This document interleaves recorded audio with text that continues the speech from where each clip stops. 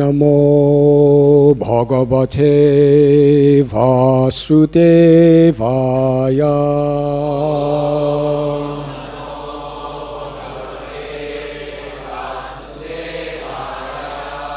Om Namo Bhagavate Vasudevaya.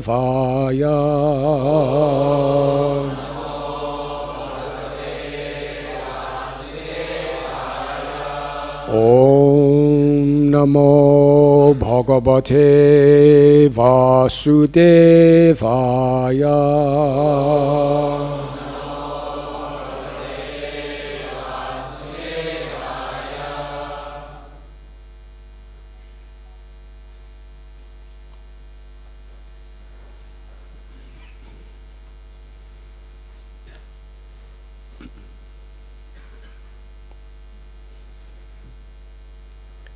Ayājayan mahā-rājam,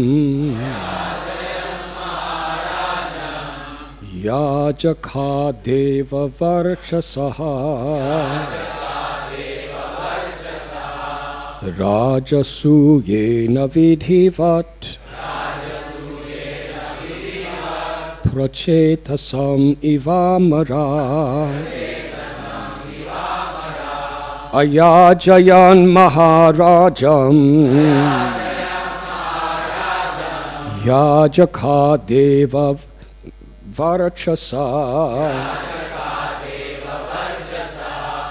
rājasūyena vidhi-vat,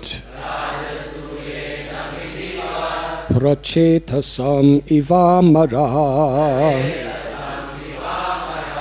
Ayājayan mahā-rājam, yājakā deva-varcasaḥ, rājasūyena vidhi-vat, pracetasam ivāmarāḥ.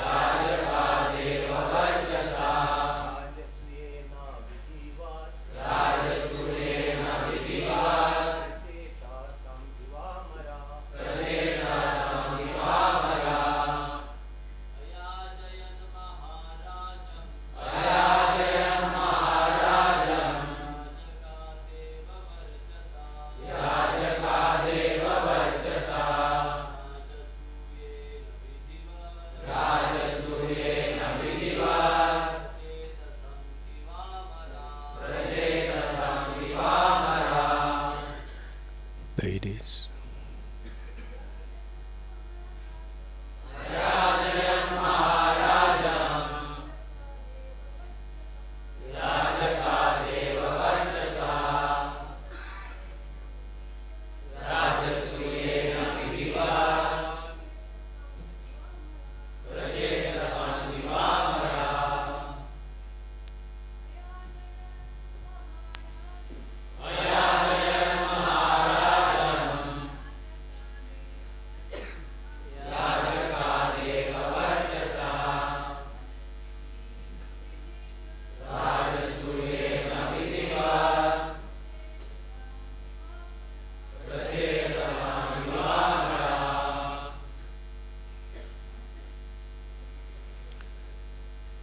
Ayājayan. They performed the sacrifice. Mahā-rājam. For the great king. Yājakā. The sacrificial priests. Deva. Of demigods. Varcasaḥ. Possessing the power rājasūyena, the Rājasūya, vidhi-vat, according to the prescriptions of the Vedas, pracetasam, Varuṇa, Eva, as amarāḥ, the demigods. The priests, as powerful as gods, performed the Rājasūya sacrifice for King Yudhiṣṭhira in accordance with the Vedic injunctions, just as the demigods had previously performed it for Varuṇa. Sutye hanyabani palo yājakān sarasaspatin apūjayan mahā-bhāgan yathavatsu samahitaha. On the day of extracting the soma juice, King Yudhiṣṭhira properly and attentively worshipped the priests and the most exalted personalities of the assembly. Purport. Srila Prabhupada writes in Krishna, according to the Vedic system, whenever there is an arrangement for sacrifice, the members participating in the sacrifice are offered the juice of the soma plant. The juice of the soma plant is a kind of life-giving beverage.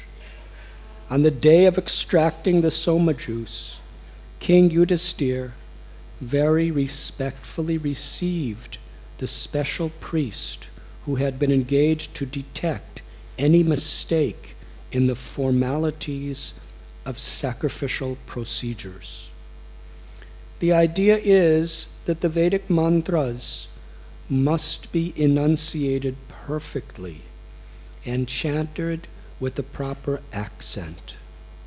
If the priests who are engaged in this business commit any mistake, the checker or referee priest immediately corrects the procedure, and thus the ritualistic performances are perfectly executed. Unless it is perfectly executed, a sacrifice cannot yield the desired result. In this age of Kali, there is no such learned Brahmin or priest available. Therefore, all such sacrifices are forbidden. The only sacrifice recommended in the Shastras is the chanting of the Hare Krishna mantra.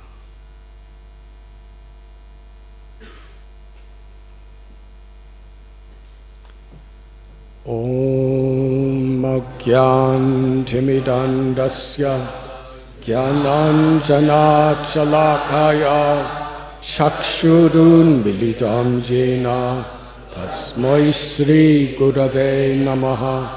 Sri Chaitanya Manobhishtam Sthapitam Yena Bhutale Swayam Rupa Kadamayam Tadati Swapadantikam.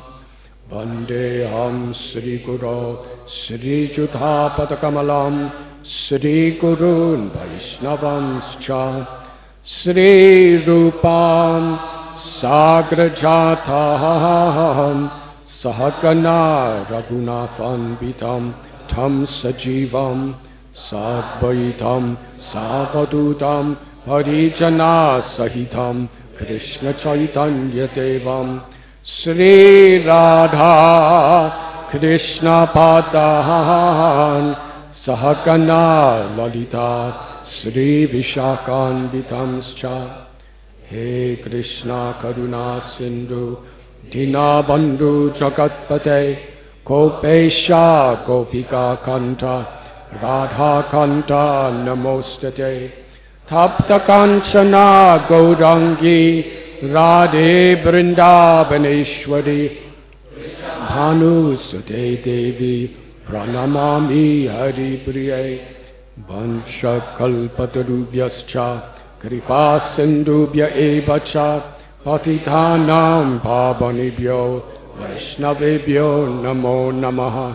Sri Krishna Chaitanya Prabhu Nityananda Sri Advaita Gadadhar Shivasadi Gaura Bhakta Vrinda.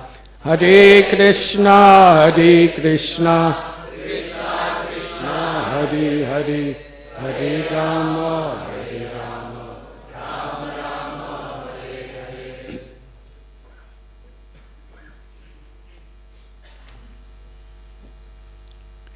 We are reading from Canto 10 of Srimad Bhagavatam, Chapter 74, entitled The Deliverance of Shishupal, text 16 and 17.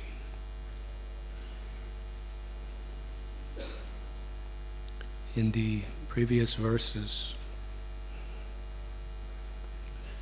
Shukadev Goswami is explaining to Parikshit Maharaj, and through Parikshit Maharaj to all people for all time and all places, the greatness of this king named Yudhiṣṭhira.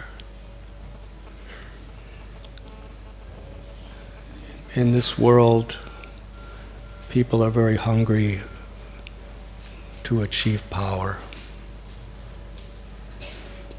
The more money you have in a materialistic society, the more powerful you become. Aishwaryasya samagrasya. It is told by Parasara Muni, the father of Vyasadeva, the compiler of Vedas, that the Absolute Truth, or Bhagavan, possesses 6 opulences, or 6 excellences, in their fullest. And all of these attractive qualities that give anything or anyone attraction are only a spark of the attraction of God, the source of all. Like a sun ray gives off or releases such nice heat and light. But all that heat and light is only due to its origin, the sun planet. And to the degree there's heat and light in a sun ray, what is the comparison of the heat and light of the sun planet? So we see in this world people, things, qualities can mesmerize and attract people. And these 6 opulences are beauty, knowledge, strength, wealth, fame, and renunciation. And having any of these, to a large degree, makes a person very powerful. We see the power of beauty, how even great conquerors can be conquered by beauty. The power of wealth. In today's world, people with wealth can to a large extent control governments and control the world itself. Knowledge. It's people with knowledge who are creating things like nuclear bombs that have such unbelievable power, making fear of the planet. What to speak of the power of a doctor, how attractive that is when somebody's dying and miserable and suffering. They go to a doctor, and the power of that doctor's knowledge makes him very attractive. Especially if he actually knows what he's doing, or she knows what she's doing. The power of fame. Famous people need so much security. Just their name, just their word, just being recognized. And this power brings attraction and renunciation. especially in India and in traditional societies all over the world, if a person has a lot and is still very humble, that's extremely attractive. So the nature of all life, whether it's in a plant, insect, fish, bird, beast, all varieties of humans, everyone wants to be attracted by something attractive. And everybody wants to attract others to ourselves.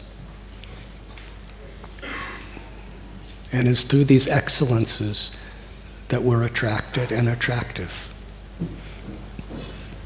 But Krishna tells in Sri Bhagavad Gita that all the opulent, incredible things that you see in the entire creation are hardly a tiny spark of my splendor.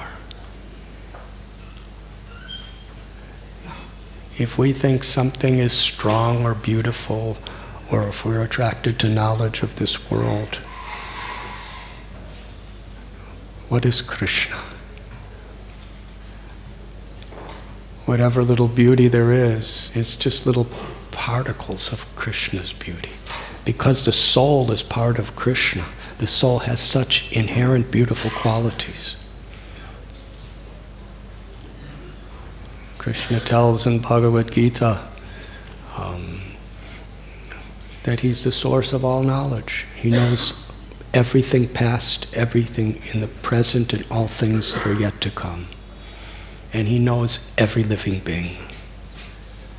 As the Paramatma, he knows every thought, every action, every word that every living being has ever done, is doing, or will ever do. And he never forgets. Can you imagine anybody with that knowledge? Somebody just knows how to predict what the weather is going to be tomorrow. We think that's a very great thing. And it is a great thing. But why is it great? Because it's a little particle of Krishna's knowledge that somehow or other we all have, to different degrees. So Krishna is all attractive. Yudhiṣṭhira Maharaj, as a human being within this world, he had the greatest power of anybody within this human condition. He was a king. He was like an emperor. He had just done something so historical, where every ruler, every king throughout the planet Earth, they accepted him as their superior. They were willing to follow him. And he didn't do it, through political diplomacy. He didn't do it by putting sanctions on anyone who didn't surrender. He did it because people wanted to. Every king in the world wanted to be under his shelter, because they knew there was no inclination in him to exploit. He truly, genuinely wanted everyone's well-being. He was paradukadukhi. He didn't care anything for his own selfish interests.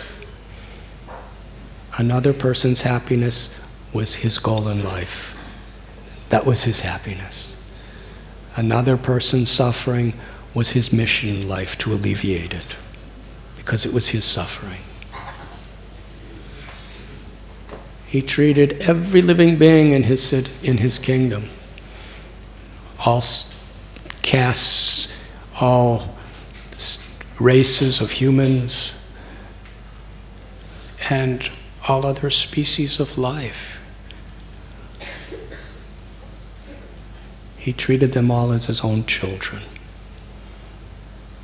because he understood that I'm not the king. God is the king. I'm taking this role as his representative to perform his will. And these are all his children, his subjects. What an incredible responsibility that is. Therefore, such kings are willing to literally lay down their lives and die, even for the most insignificant citizen. Because they're not seeing anyone as an insignificant citizen. They're seeing of children of God entrusted in their care. The famous story of Maharaj Shibi. He was an emperor. Such power, such fame, such armies. He was undefeatable. But when a little pigeon, and pigeons are not usually considered the most prestigious birds. If it was a peacock or a nightingale, it would be another thing. But it was a pigeon. How many pigeons do we see in any city today? A pigeon flew up to him who was about to be eaten by a hawk. And he said, "Please give me shelter. You are my king." Shibi didn't see a pigeon. He saw the spirit, the soul within that pigeon was Krishna's child. And he didn't say to the pigeon, "You're in Maya, you're not your body. You shouldn't be attached to life or death. So what if you die, the soul's eternal." He could have said that, and it was true, philosophically. But as a king, he was responsible not only for enlightening the souls with such good philosophy, but also protecting the bodies that those souls were temporarily living in. So he said to the hawk, "You cannot eat this pigeon. Myself, with all my strength, with all my mystical yogic powers, with all my armies, I will protect this hawk from you. This pigeon from you." And the hawk said, "Well, you're supposed to protect me too, because I'm your citizen. And my food is pigeons. So what are you going to do? You have to provide for me too.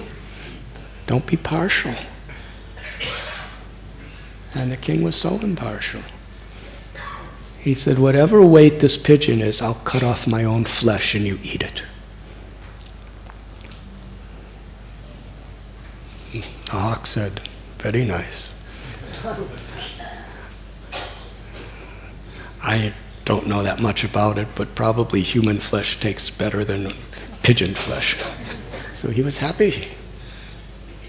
So the king, with his sword, cut off a chunk of his own flesh from his own body, the size of that pigeon, put it on a scale, the pigeon on the other side, and the pigeon was weighing more.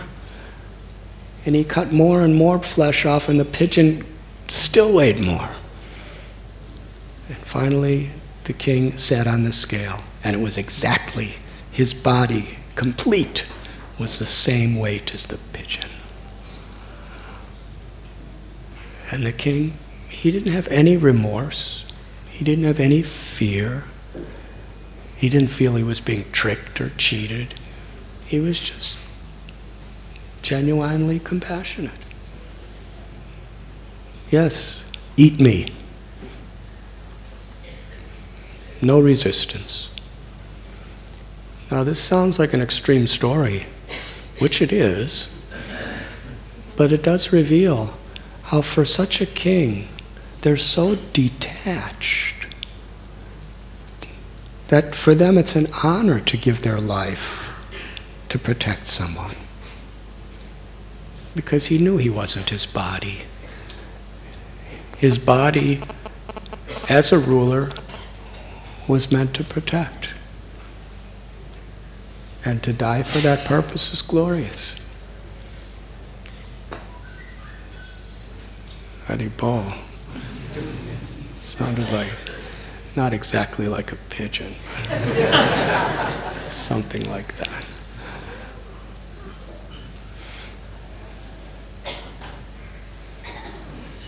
So such great kings as Yudhiṣṭhira Maharaj, Shibi Maharaj, they see a child of Krishna within everyone's heart. And that is where they get such complete, fearless detachment.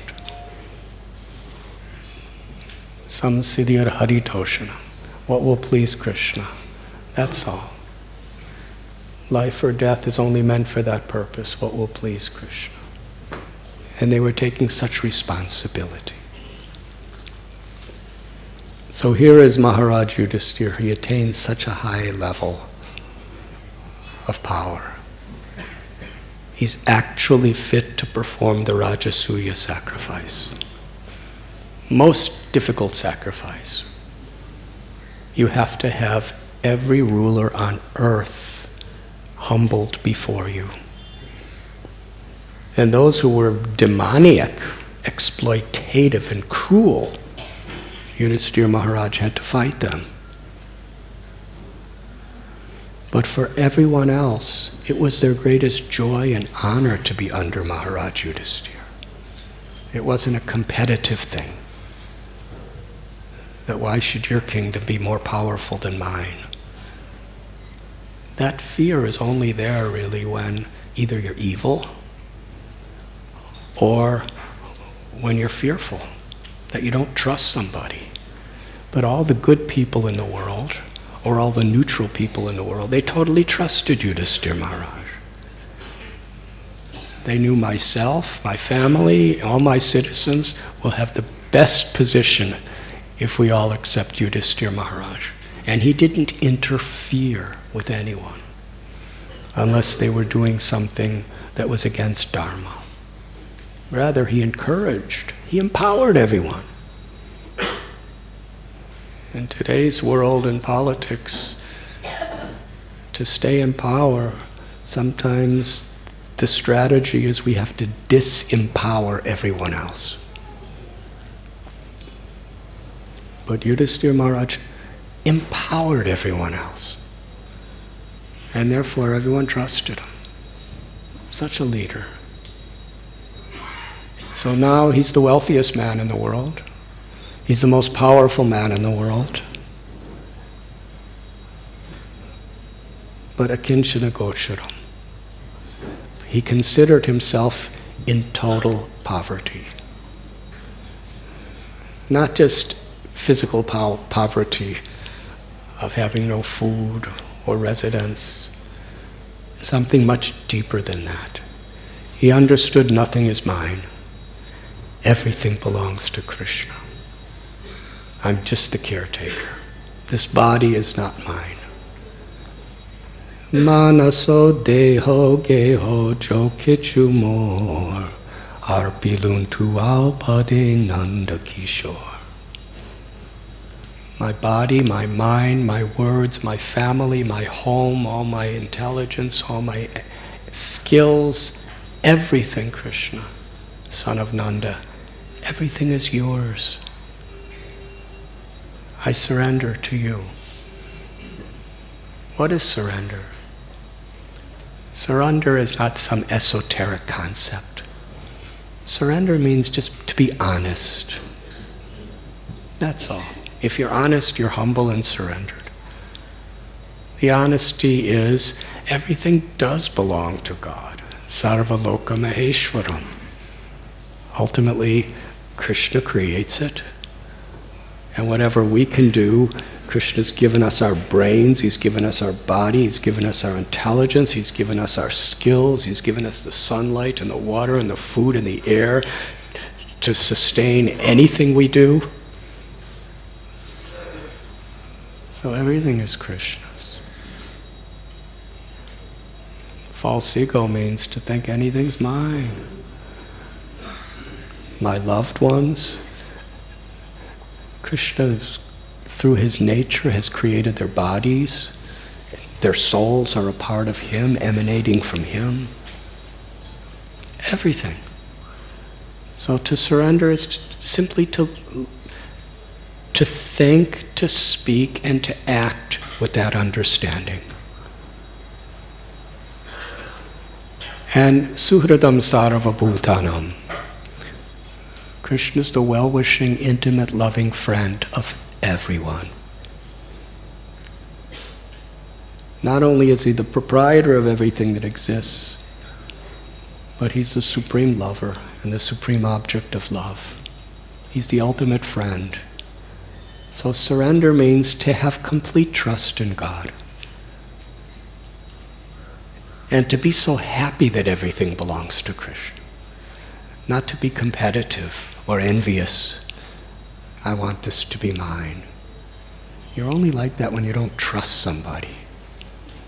But when you understand the beauty and the sweetness of the love of Krishna, then it's the most liberating situation, that everything belongs to Krishna.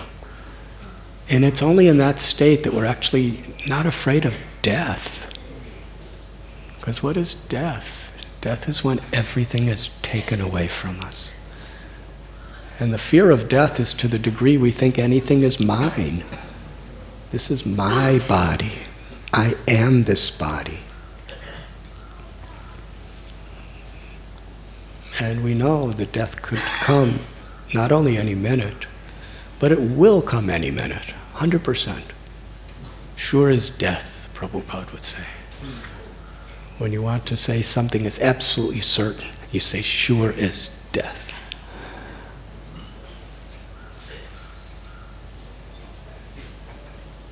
So, fear of death, fear of poverty, so many fears in this world.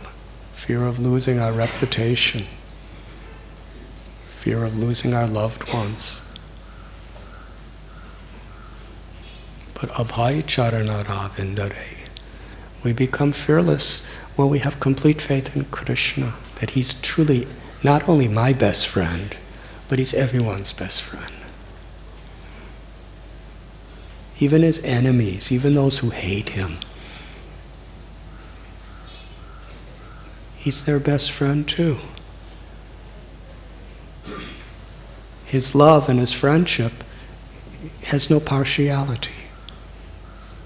But he responds according to what's best for the person in due course of time.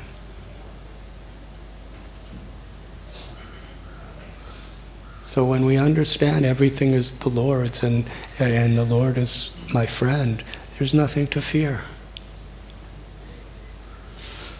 So this is Yudhiṣṭhira Maharaj. This is what a Mahatma is. One who has this broad perspective. So now he is in a position to perform the Rājasūya yajna, which practically no one could ever do. It's described here that the demigods performed this yajna for Varuṇa. That was the last time it was done. That's quite impressive. And Yudhiṣṭhira's a man in this little earth planet. But why is he doing the Rājasūya yajna? For the well-being of everyone. Because his whole purpose of doing it was to give everyone an understanding of Krishna.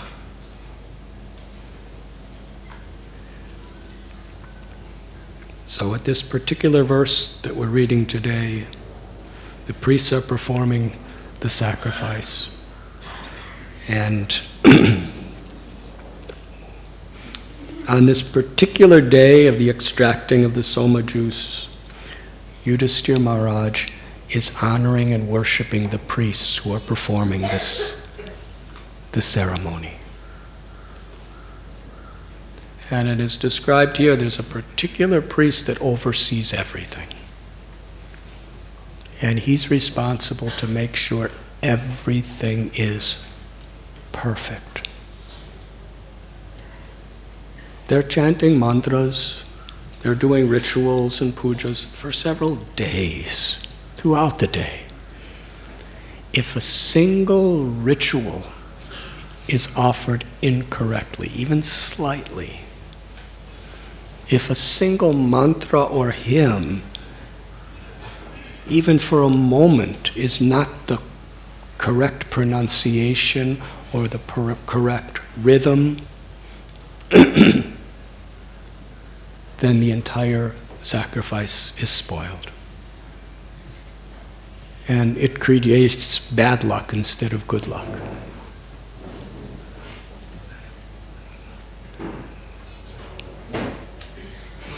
And they could actually do it in that way.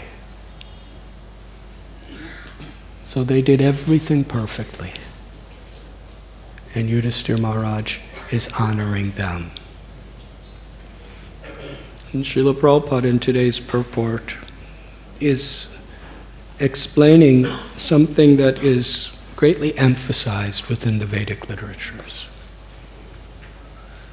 That such sacrifices, to perform them properly in this age of Kali, no one has the capacity. We even see in other ages, it was Twasta. He was a very, very great Brahmin. And he did days and days of sacrifice for a particular purpose, to create someone who would kill Indra. And in days of performing mantras and yantras and tantras and mudras and pujas, he said one word incorrectly.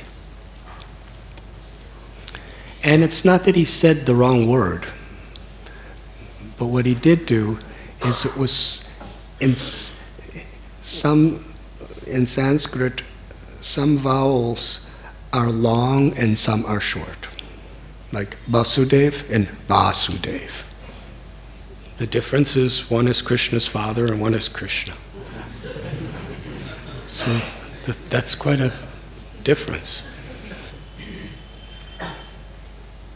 So if you're talking to Sanskrit people, you have to know what you're doing. If you say Vasudev and you mean Vasudev, then they're going to think you're talking about a completely different person. So he said a long or a short instead of a long instead of a short. One little mistake like that, out of hours and hours and hours of reciting perfect, and it had an opposite effect.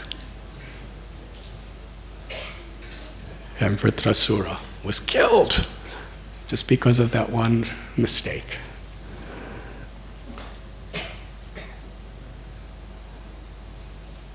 So we perform yagyas and all of these things in the age of Kali, but we understand and we know that they can't really bring the desired result that we truly want. Therefore, yagyai sankirtana parayaya yajantihi sumedasa. In this age of Kali, the only sacrifice that is recommended in the Vedic literatures for that highest perfection of life is Sankirtan, the chanting of God's names. And those who really have properly nourished intelligence will understand this. What was possible to achieve in Satya Yuga by perfect meditation, in Treta Yuga, by performing of these types of yagyas or sacrifices. In Dwapara Yuga, by perfect worship of the Lord. That same perfection is possible for anyone and everyone in this age of Kali, simply by chanting God's names and glories. Harinama, Harinama, Harinam eva kevalam, kalo nasteva, nasteva, nasteva, gatiranyata. In this age of Kali, there's no other way of that ultimate perfection but the chanting of God's names. Names of Hari. And Sri Chaitanya Mahaprabhu, who is Krishna himself, who is the Yagya Purusha, who is the ultimate enjoyer and receiver of all yagyas, ceremonies and sacrifices. He personally comes and extracts this essence of the Vedas and teaches it by his words and example. And in the 8 verses that he wrote in his life, the second, is nam nam akari bahuda nija sarva shaktis tatrapita niyamita smaranena kala etadrasita vakripa bhagavan mamapi durdaivam idrisami hajani nanura. That, my Lord, you are easily approached in your holy names. In fact, you have invested all of your powers in your name, your beauty, your sweetness, your love, your mercy, your strength, your protection. You have completely manifested yourself in full in your names. And you have so many names. And in each of these true names of you that you have revealed in different places throughout history, you are present. And then he ends the verse by expressing his own approach to chanting. He says, I am so unfortunate that I have no attraction for chanting these names. And we see Lord Chaitanya when he's chanting, what kind of ecstatic symptoms the world has never seen. His eyes, when he chants God's names, his beautiful lotus-like eyes, they weep torrents and torrents of tears, like the rivers, Ganges and Jamuna, pouring from his eyes. Sometimes his joints in his body become completely dislocated. His body trembles as he's chanting the holy name. Sometimes his body becomes as light as cotton, or as heavy as the entire universe. His hair stand on end. There are pages and pages and pages within the Holy Scriptures, Sri Chaitanya Charitamrita, Sri Chaitanya Mangal, Sri Chaitanya Bhagavat, Bhakti Ratnakar, and so many other scriptures describing the ecstasies of Lord Chaitanya. He would fall in complete unconsciousness and there would be no symptom of life in his body for hours and hours and hours at a time. He would be in such an internal state of samadhi, and it was simply induced by him saying Krishna. And yet Lord Chaitanya is saying, but I am so unfortunate, I have no attraction for your names. That's because he understands the power of the names. When we understand Krishna's love and Krishna's beauty and Krishna's sweetness and all of that in his names, then we can never have sufficient attraction. For us, if you offer a little candle to the sun planet, do you think you're doing it justice? Insignificant. In the presence of God who's appearing in his name with all of his opulences. And when some of us chant, we don't have this experience because we're not really experiencing Krishna in full when we're chanting. But Lord Chaitanya is. He's in such ecstasies and he's completely humbled by it. In the presence of the ultimate, infinite, ever-expanding greatness of Krishna that's within the name of Krishna, I have no attraction. What are these little ecstasies I have? They don't do justice to Krishna. Trinadapi sunichena, the next verse. If we want to chant the name constantly, we have to be humble like this. And part of that humility is taror ibasihishnana. If we're actually approaching Krishna to taste the sweetness of his name, then we actually honor that every living being is a part of Krishna. And therefore we're tolerant and we're forgiving for Krishna's sake. we can offer all respect to others because we want to please Krishna, and He's in the heart of everyone and everything.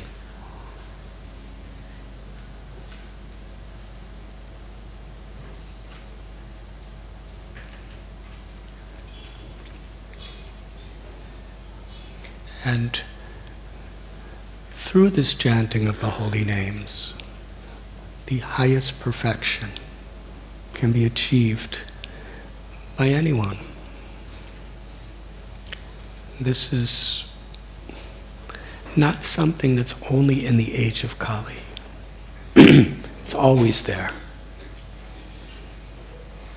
But in other ages, there's other alternatives. In Satya Yuga, if you chant the holy names like Lord Chaitanya is recommending, you're going to get the highest perfection. But you could also do meditation and get that perfection. But in Kali Yuga, this highest perfection is so easily and simply available for everyone. And we see Dwapara Yuga, Treta Yuga, Satya Yuga, there was Jatayu. Jatayu, he chanted the name of Ram with love, and he attained the supreme perfection. He was a bird, he was a vulture. Treta Yuga is the time of performing yagyas. What yagyas did Jatayu perform? You know, they don't let vultures be the chief priests of Rājasūya sacrifices. He wasn't fit to perform a sacrifice. He was a vulture. But he attained perfection. And Maharaj Guha, he was by social caste consideration, he was an outcast, living in a jungle, nishada. But patram pushpam balam toyam yome bhakta prayachchati. Because he worshipped the Lord with devotion, with love, he attained perfection. So in all ages, whatever the process of realization may be, to serve the Lord with love is always the essence. And all these various methods and systems and processes are ways of developing and expressing that will to serve the Lord with love. Sri Chaitanya Mahaprabhu, he made the acharya for the chanting of the holy names, Haridas Thakur, who was persecuted as an outcast by most of the society. But the great saints, they worshipped him, they honored him, and they loved him. And he was known, he didn't see anyone as his enemy. He just saw every situation as an opportunity to turn to Krishna and chant his names. Yudhiṣṭhira Maharaj, in performing this incredible sacrifice, wanted everyone to know why he was doing it. Not because he wanted fame or power, but he wanted to give all fame to Krishna. Because starting with tomorrow's verse, I won't be here, so I'm going to jump a little ahead now. The Agra Puja takes place, which is the most important part of this ceremony, where among all the assembled people, the person who is the most worshipable, honored, is worshipped at that time. Now who's there? Brahma, Shiva, Varuṇa, the greatest rishis. We read Vyasadev's there, Parasara is there, Vishwamitra's there, Vasishta's there, the greatest sages, the greatest rishis, the devas. And they're all so much the well-wishers of Yudhiṣṭhira. And now he is asking, who should we worship and honor for the Agra Puja? Because whoever is going to take this position, everyone in the universe is going to understand their greatness. So different people have different opinions. And it's described by Vishwanath Chakravarti Thakur and other acharyas that the really, really, truly enlightened saints and devas, they were silent because they were actually humble. They knew that Krishna was there, but unless anyone asked them directly, they were just quiet. They wanted somebody else to get the credit. Great people don't want credit. Small people, they have this obsessive need for credit.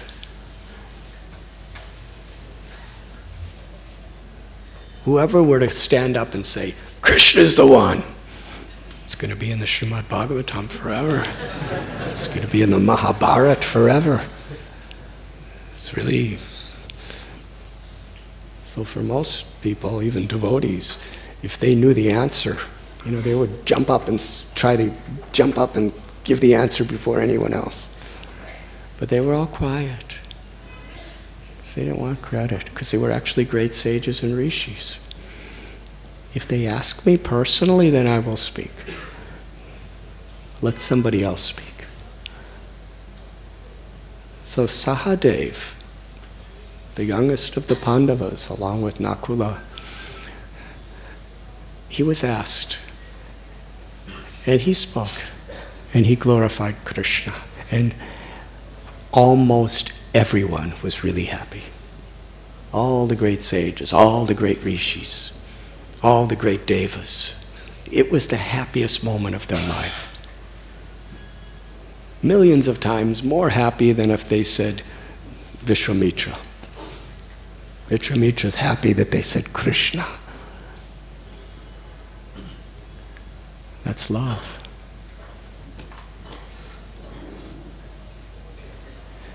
And then they perform the ceremony. Sahadev glorifies Krishna with so much love and so much devotion and so much incredible knowledge and wisdom and realization. And everyone, all the great personalities are smiling, saying yes, saying Ki Jai. Krishna Ki Jai. Jai Shri Krishna. And then Yudhiṣṭhira Maharaj, he's in such ecstasy, he's weeping with his eyes, tears of love as he's washing Krishna's feet. And he's drinking the water and putting it on his own head. And that means to really seriously humble yourself before someone. And then he sprinkles it on his ministers, and he sprinkles it on his family members, and he sprinkles it on so many other people. And everyone is so happy. What a celebration. The most prestigious, the most exalted, the most difficult of all ceremonies, Krishna is put in the center of everything. And at this point, Shishupal, he couldn't contain his envy. He was so disturbed. Just see how, according to our state of consciousness, we're affected by things. All the other great personalities that are there, and so many of the other kings, it's the happiest moment of their life to hear Krishna glorified and to see it. But for Shishupal, this was the most painful experience of his entire life.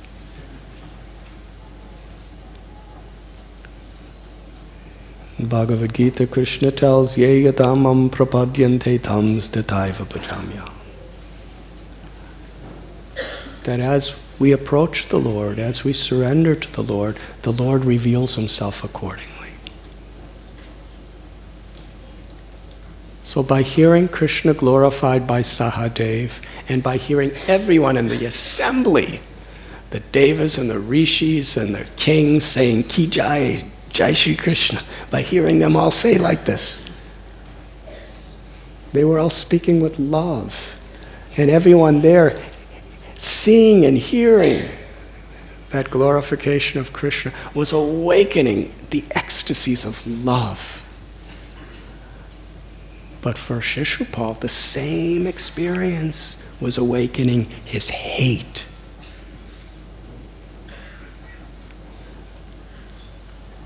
His hate went totally out of control. And according to this chapter of Srimad Bhagavatam, he began to blaspheme Krishna. And he was calling everyone in the assembly the greatest fools for believing this, that Krishna should be honored. And Shishupal was very intelligent. By an intellectual perspective, he wasn't stupid. He was extremely brilliant. And it's described why he didn't speak up before the ceremony where Krishna was honored. It's very incredible analysis.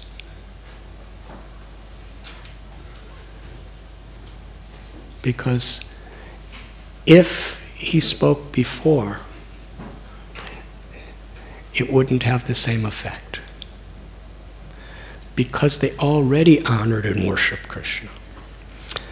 For Shishupal to stand up and prove to them that it was wrong, that would have nullified and disgraced the entire yajna.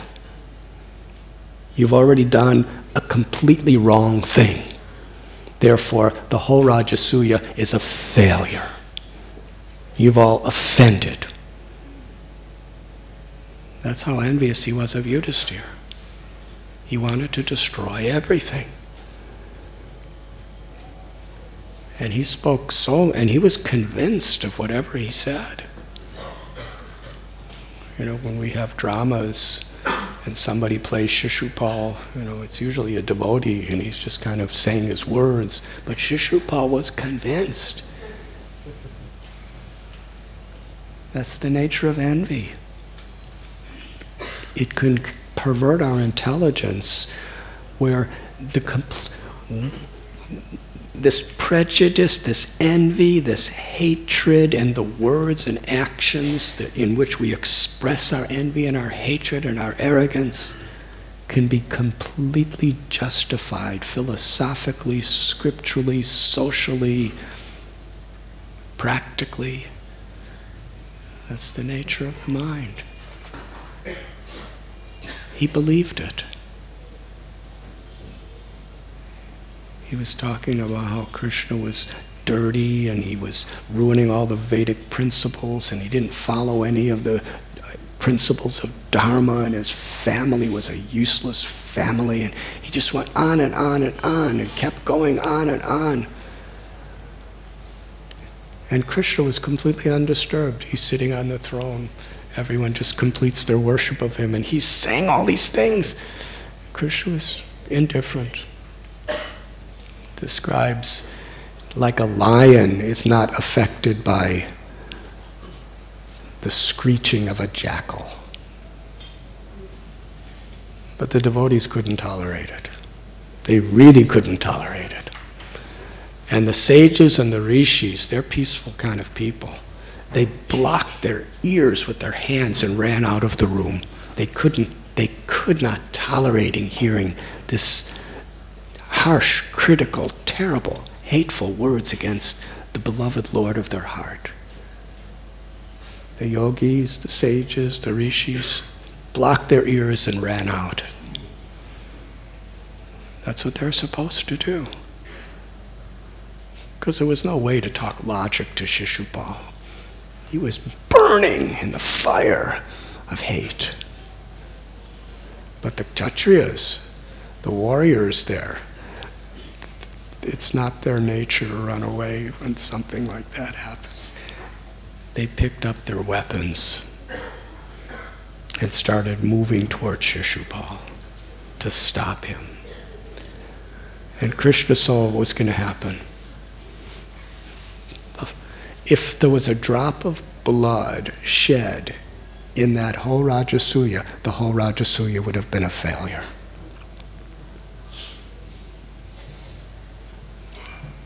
So Krishna told Bhima and all the others there, the Pandavas and the Matsyas and so many of the other dynastic kings, he just told them, just be patient. Then Shishupal really did the wrong thing. Krishna didn't mind when he was blaspheming Krishna.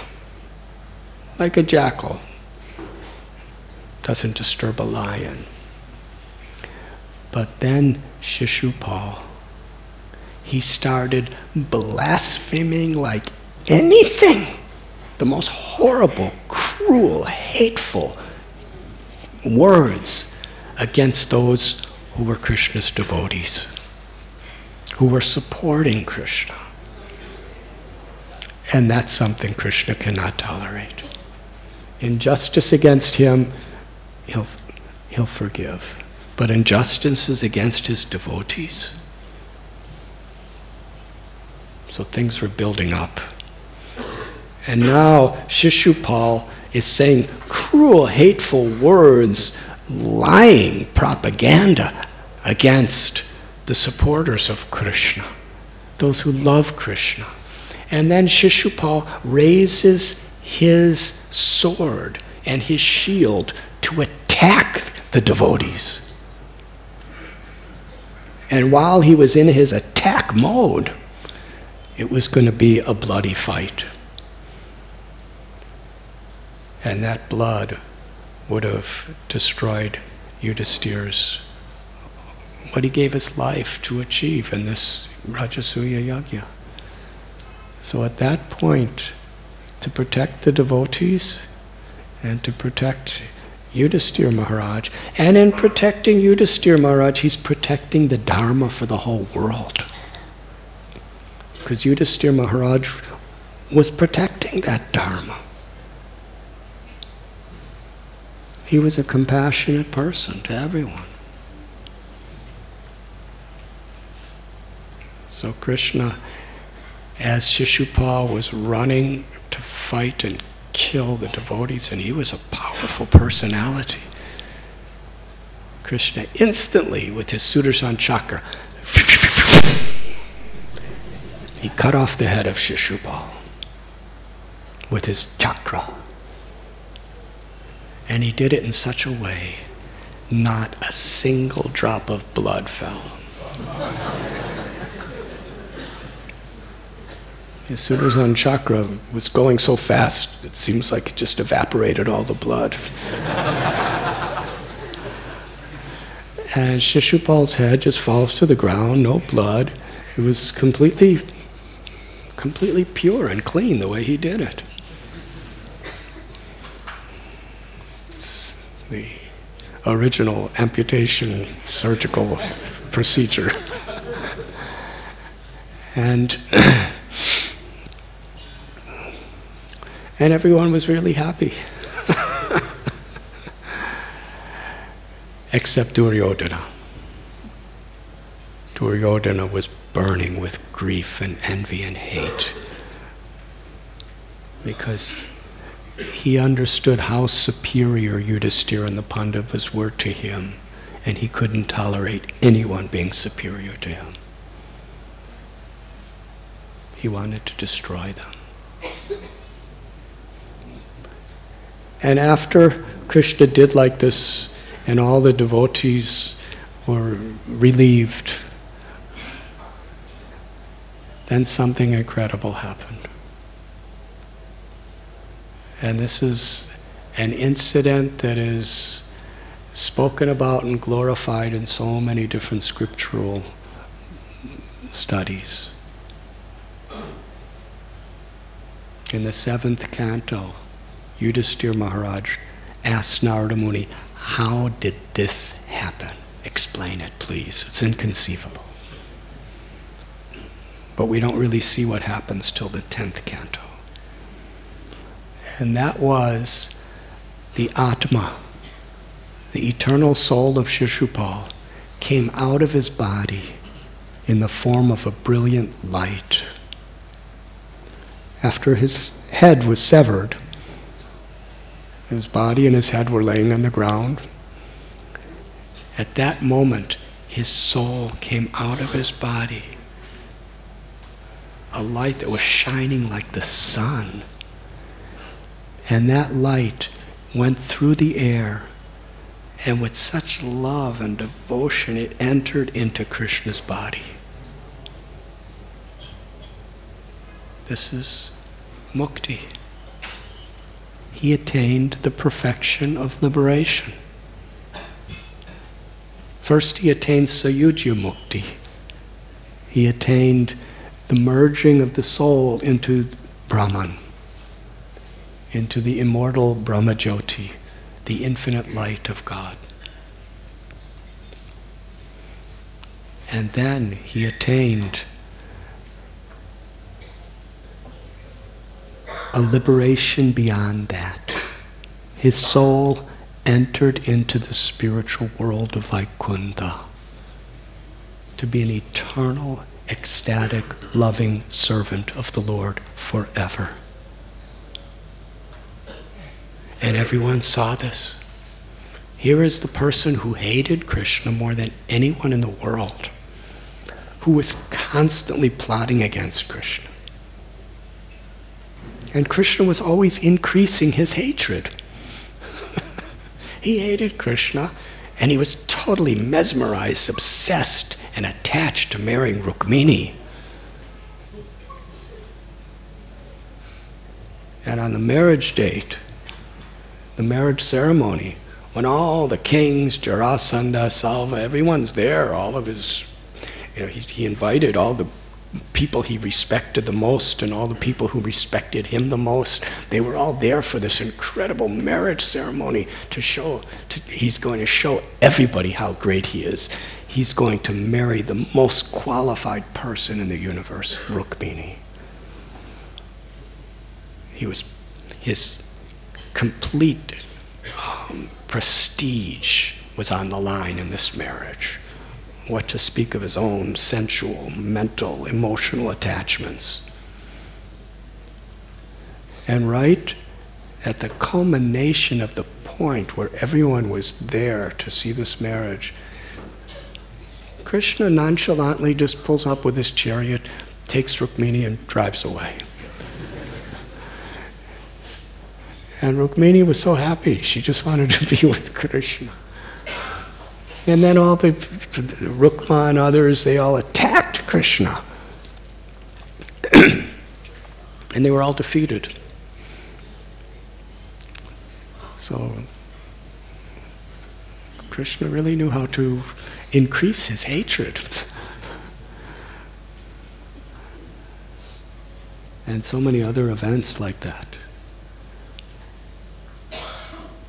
But here, Krishna is giving him what people perform yoga and study scriptures for hundreds and thousands of lifetimes to achieve. The perfection of being an eternal loving servant of the Lord in Vaikuntha, as well as included in that Brahman realization, total liberation from all material ego. He gave Shishupal that liberation, and the whole world saw what happened.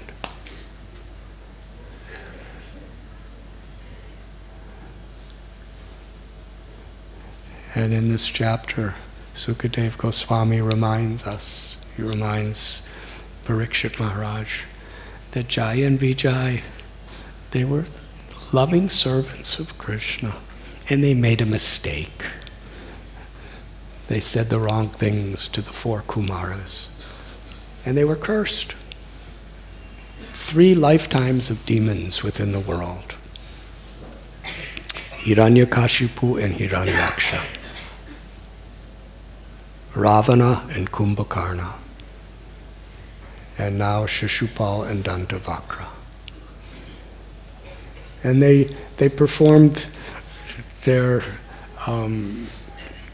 service of being demons for 3 births, and now he's bringing them back to the spiritual world.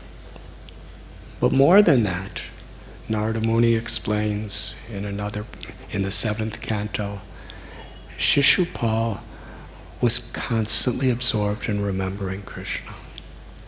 And even though it was with hate and envy, because Krishna is all pure, any way you remember him, you become purified. In fact, Narada Muni said, I wish I could be so absorbed in Krishna like Shishupal was.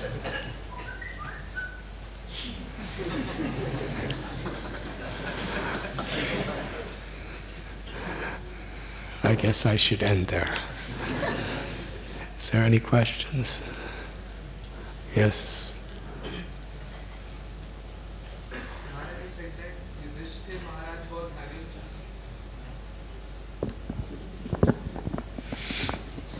Hare Krishna.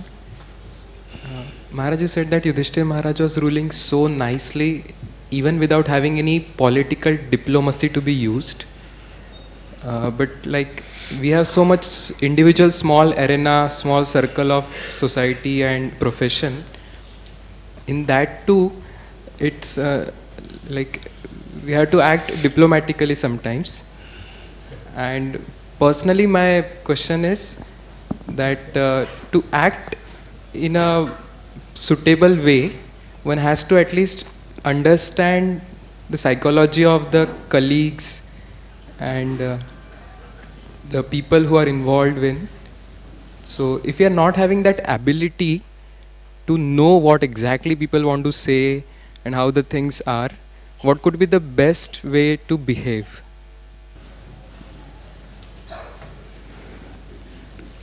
Kala, Desha, and Patra. According to the time and the place and the circumstances, we adjust. But our purpose has to be pure if we want to truly represent Dharma and please Krishna. Diplomacy is not bad. Diplomacy could be very good. It just depends on what our motive and purpose is. Because Yudhiṣṭhira Maharaj, he exercised so much diplomacy. But it was always for the pleasure of the Lord and for the welfare of others. It wasn't motivated by envy or greed or false ego. Yudhiṣṭhira Maharaj, in his role of being a ruler, he exercised so much diplomacy in so many ways, and so did Duryodhana. But Duryodhana did his diplomacy for his own power, for his own fame, for his own selfish purposes, and ultimately his diplomacy was there to cause harm to anyone who interfered with his sense gratification. And Yudhiṣṭhira Maharaj's diplomacy was to create the best possible situation for Dharma to prevail in the world, for the pleasure of Krishna. So diplomacy is required. But what is our motive? What is our purpose? And what will the result be?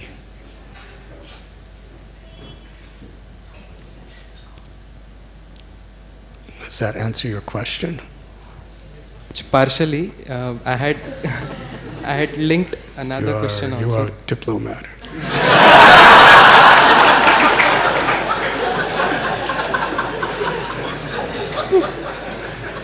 Yes? Trying to be simple, but I don't know. Huh? I try to be simple, but there are naturally some tendencies maybe there, because just yesterday I was reading when you were writing that hypocrisy is a very fabric which destroys the saintliness. So, but I personally face this problem many times, that I really don't understand the intentions of people around.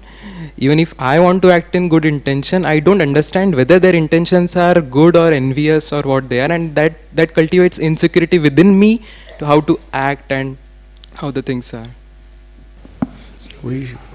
Whatever other people's motives may be, we should act with integrity, with a character that will please Krishna.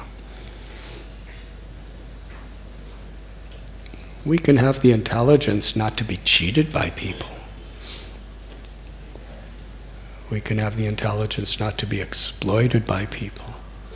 But we should do it with integrity. Arjuna fought the battle of Kurukshetra with perfect integrity and character and devotion, so that others would not be usurped, so that the dharma and the goodness of the world would not be usurped by an evil man.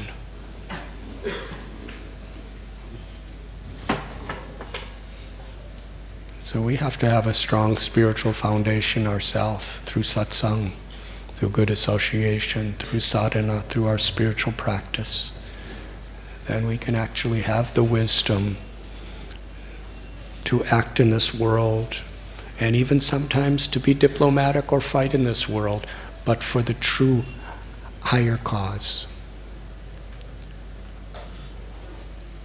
And this concept could really be grossly misused, because the ego can label the most arrogant things, the most cruel things as the highest cause. It's always been like that, people.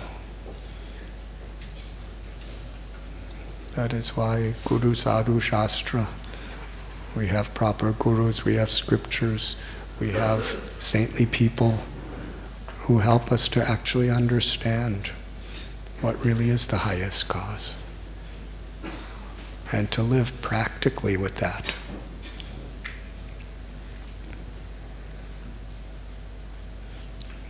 Srila Prabhupada said, even if the most dharmic businessman says, for you I make no profit, you know he's going to make some profit. So that's, otherwise you can't survive. If you tell your customers, you know, actually I'm making a really good profit from you, so you know, they'll buy from someone else.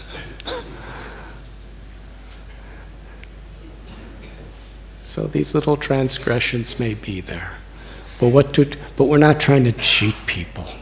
We're just doing the needful, and what do we do with those profits? We're not cheating people, we're doing it morally. We can't all be Kolavecha Sridhars. And we live with integrity and character, and we use what we have for compassionate purposes in Krishna's service.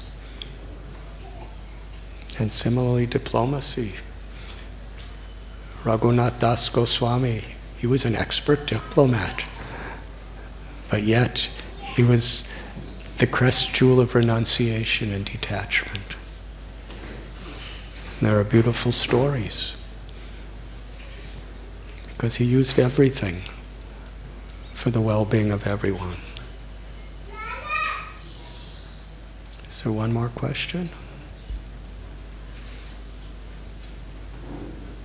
Yes, Radharani Devi.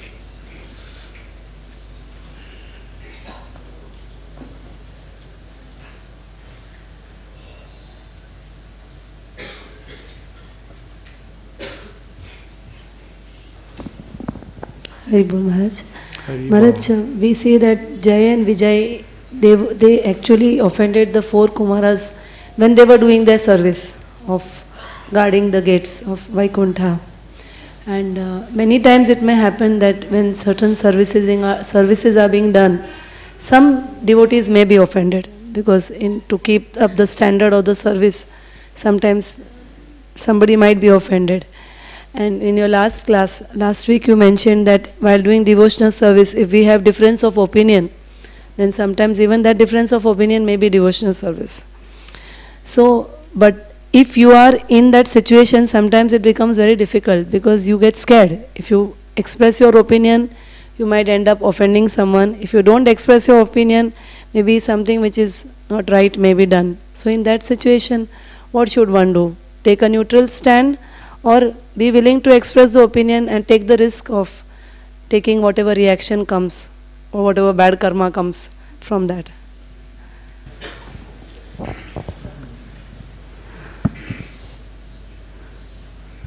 Hare Krishna. There is a universal principle, and then there are ways to apply this universal principle according to each particular situation we find ourselves. So obviously I cannot explain the particular situation because you're not telling.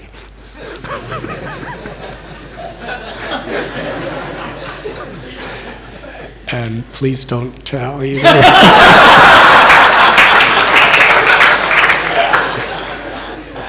That way I get to just speak the universal principle. The universal principle is how I could best serve. How I can best serve Krishna. How I can best serve the Vaishnavas. How I can best serve the devotional society. How I can best serve and express my love, my gratitude, my devotion. That's the principle.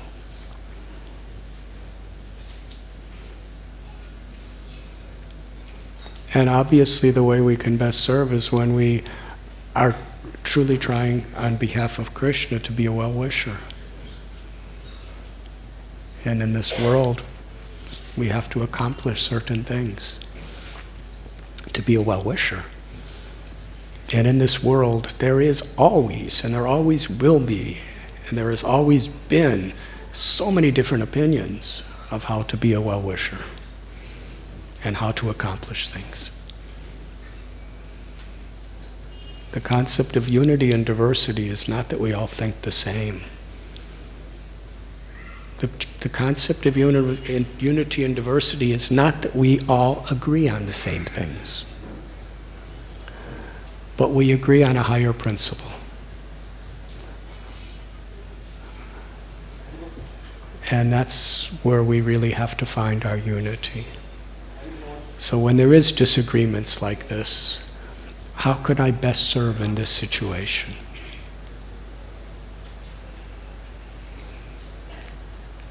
And if we consult people that we believe have wisdom, enlightenment, and high degrees of Krishna consciousness, and if we search our own hearts and motivations, then we make a decision how I could best serve in this situation. Sometimes remaining silent and neutral is the best way. Sometimes standing up and speaking what you believe very strongly is the best way. Sometimes speaking very mildly is the best way. How can I actually have the best effect in this situation?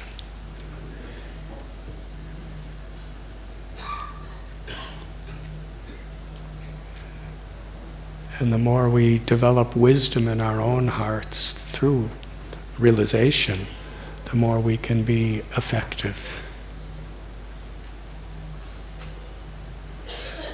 But this is the principle, to try to see the whole picture, not just the isolated event that's happening. Wisdom is to see every isolated little event in context of the larger picture.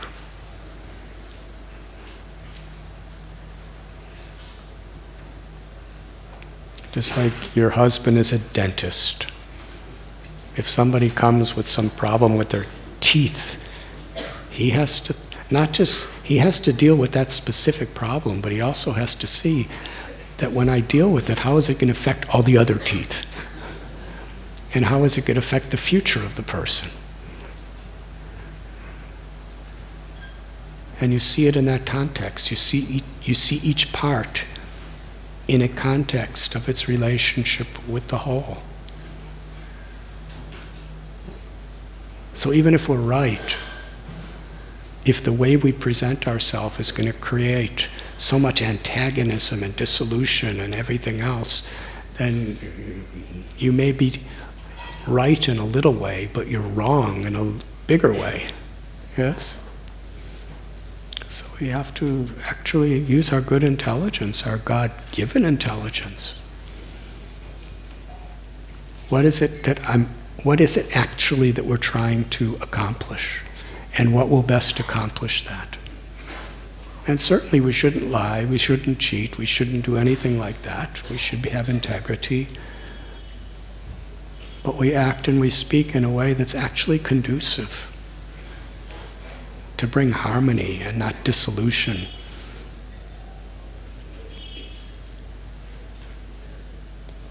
To create trust and not destroy people's faith.